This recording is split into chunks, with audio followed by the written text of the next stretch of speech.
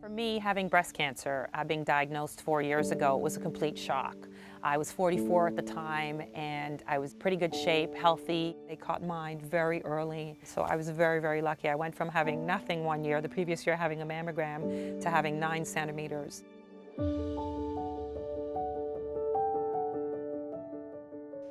I'm Jackie Morra, and I just wanted to share this video with you to hopefully plant a seed or be inspirational. This experience has given me so much strength. It has taught me so much about life and looking through myself to say, you know, what was this here to teach me? What could I learn from this, and how can I share this with the rest of the world? So for me, my garden has guided me throughout this whole process. It's my happy place. It met me where I was at throughout my illness.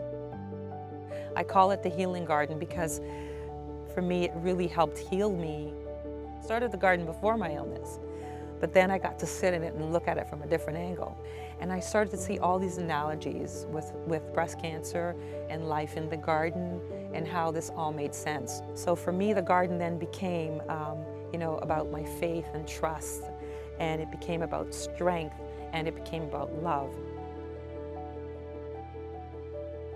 When I have a beautiful plant or a tree where I've got to prune it back and I think, oh, it's going to look horrible and I don't know if the plant's going to survive. And I thought, well, that's kind of my journey.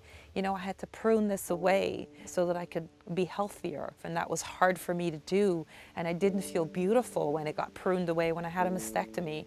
But that pruning away was a real reflection, like the plants that I prune or a rose bush. You go out there and you see that beauty, and I just sort of want to capture that sometimes. And I think, but the garden is evolving. It's changing, just like I am. I can't hold on to that. And I realized that it's not one moment, it's always changing. The garden is always changing, and to let go of that expectation that it's going to be perfect.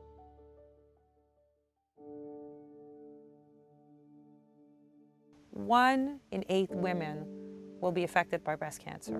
When we face an illness, we think, oh, it's not going to happen to me. What this illness has taught me is that I'm not in control of anything. I can control only the moment and how I react to it.